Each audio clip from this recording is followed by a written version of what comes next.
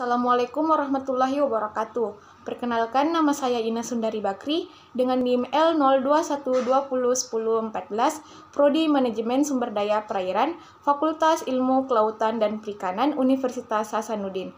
Baik, pada topik kali ini saya akan membahas mengenai genetika populasi, materi genetik dan pola pewarisannya, serta ekspresi gen. Ini merupakan tugas mata kuliah genetika populasi dengan dosen pengampu Ibu Dr. Irmawati, SPI, MSI. Genetika populasi adalah cabang ilmu genetika yang membahas tentang transmisi bahan genetik pada ranah populasi. Genetika adalah cabang ilmu biologi yang mempelajari tentang pewarisan sifat pada organisme maupun suborganisme, virus, dan prion, atau secara singkatnya adalah ilmu tentang gen dan segala aspeknya.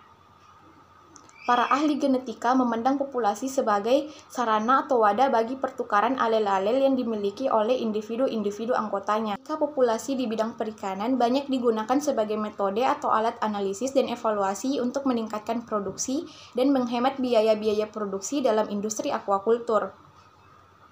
Genetika populasi mampu menelusuri proses evolusi suatu spesies, hubungan kekerabatan antar spesies, dan mendeteksi munculnya strain-strain dalam populasi dan spesies baru. Kemajuan di bidang teknologi DNA mendukung perkembangan metode-metode genetik yang banyak diaplikasikan di bidang aquacultur dan identifikasi jenis-jenis ikan. Materi genetik dan pola pewarisannya. Struktur materi genetik terdiri dari gen, kromosom, DNA, dan RNA. Genetik terletak pada inti sel atau disebut juga dengan nukleus. Nukleus merupakan organel terbesar yang paling menonjol dalam sel tubuh. Gen adalah substansi pembawa materi genetik yang diwariskan dari induk kepada keturunannya. Gen merupakan wilayah pada DNA yang diekspresikan.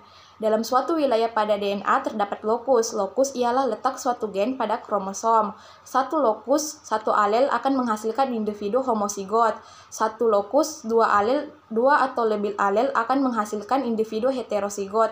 Setiap makhluk hidup memiliki ukuran dan bentuk kromosom yang berbeda-beda. Di dalam tubuh makhluk hidup, kromosom terletak di dalam inti sel. Kromosom ini yang membawa sifat individu dan membawa informasi genetika karena kromosom mengandung gen. Lokasi kromosom terletak pada sel somatik dan sel kelamin yang memiliki pola pewarisan sifat yang berbeda, sehingga menyebabkan keragaman pada progeni atau keturunannya. Manusia memiliki 23 pasang kromosom.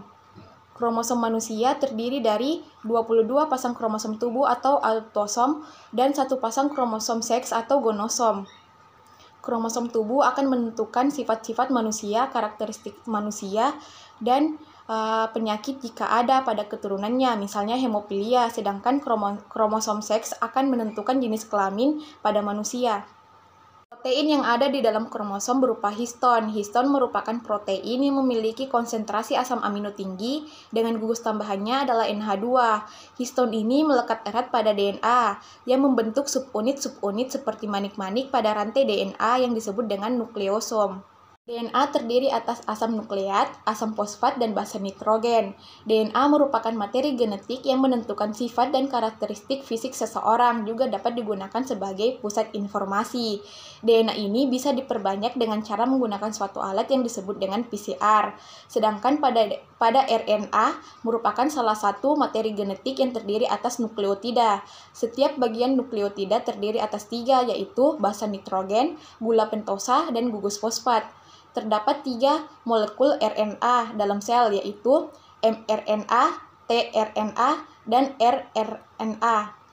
Basa nitrogen pada DNA yaitu adenin, guanin, sitosin, dan timin. Sedangkan pada RNA yaitu adenin, guanin, sitosin, dan urasil. Adenin dan guanin merupakan basa nitrogen jenis purin.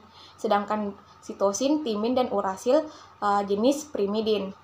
Urutan basa-basa nitrogen tersebut dapat mengkode informasi genetik. DNA memiliki bentuk double helix yang terdiri atas 2 rantai yang saling spiral, sedangkan RNA hanya terdiri atas 1 rantai atau helix tunggal. RNA juga memiliki rantai nukleotida yang jauh lebih pendek jika dibandingkan dengan DNA. Basa nitrogen yang ada pada DNA yaitu adenin, guanin, sitosin, dan timin. Sedangkan pada RNA adalah adenin, guanin, sitosin, dan urasil. Pada DNA, adenin berpasangan dengan timin, sedangkan guanin berpasangan dengan sitosin. Pada RNA, adenin berpasangan dengan urasil, sedangkan sitosin berpasangan dengan guanin. Urutan basa pada DNA tidak terdapat poli A, sedangkan urutan basa pada RNA yaitu mempunyai ekor poli A. Ekspresi gen merupakan rangkaian proses penerjemahan informasi genetik dengan menggunakan gen sebagai cetakan menjadi protein. Selanjutnya menentukan fenotip. Informasi yang dibawa bahan genetik tidak bermakna apapun bagi suatu organisme apabila tidak diekspresikan menjadi fenotip. Fenotip terdiri atas karakter atau morfologi. Fenotip ini memiliki sifat yang nampak pada suatu organisme. Ekspresi gen terbagi menjadi dua, yang pertama transkripsi, yang kedua translasi. Transkripsi adalah proses sintesis protein dengan mengambil DNA sebagai cetakan. Transkripsi merupakan proses penyalinan kode-kode genetik yang ada pada urutan DNA menjadi molekul RNA. Molekul RNA yang disintesis dalam transkripsi adalah mRNA, tRNA, dan rRNA. Enzim yang terlibat dalam transkripsi yang pertama, RNA polimerase 1, yang disintesis adalah rRNA. Yang kedua, RNA polimerase 2, yang disintesis adalah mRNA. 3. RNA polimerase 3, yang disintesis adalah tRNA dan rRNA. RNA polimerase melakukan inisiasi transkripsi RNA tanpa adanya molekul primer. Transkripsi memiliki 3 tahapan. Yang pertama, inisiasi. RNA polimerase terikat pada untaian DNA yang disebut sebagai promotor, yang ditemukan di dekat awal suatu gen. Setelah terikat, RNA polimerase memisahkan untaian ganda pada DNA, kemudian menyediakan template atau cetakan untaian tunggal yang siap untuk ditranskripsi. Tahap kedua adalah elongasi. Satu untaian DNA, untaian cetakan, bertindak sebagai cetakan untuk digunakan oleh enzim RNA polimerase. RNA transkripsi membawa informasi yang sama dari untaian DNA coding. Tahap ketiga yaitu terminasi. Untaian ini memberikan sinyal bahwa transkripsi RNA telah selesai. Translasi adalah proses penerjemahan kodon atau 3 nukleotida berurutan yang menyanding satu asam amino pada molekul mRNA menjadi rangkaian asam amino yang menyusun suatu polipeptida atau protein. Kodon pada mRNA berpasangan dengan antikodon pada tRNA. Translasi memiliki 3 tahapan. Yang pertama, inisiasi. Ribosom merakit di sekitar mRNA untuk dibaca tRNA pertama yang membawa asam amino metionin yang cocok untuk start codon. Tahap kedua adalah elongasi, tahap di mana rantai asam amino diperpanjang. Yang ketiga adalah terminasi, di mana tahap ini adalah rantai polipeptida dilepaskan.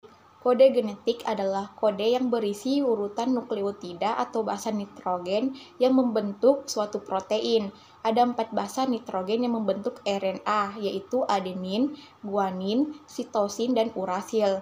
Cara membaca kode genetik yaitu kita melihat kodon AUG.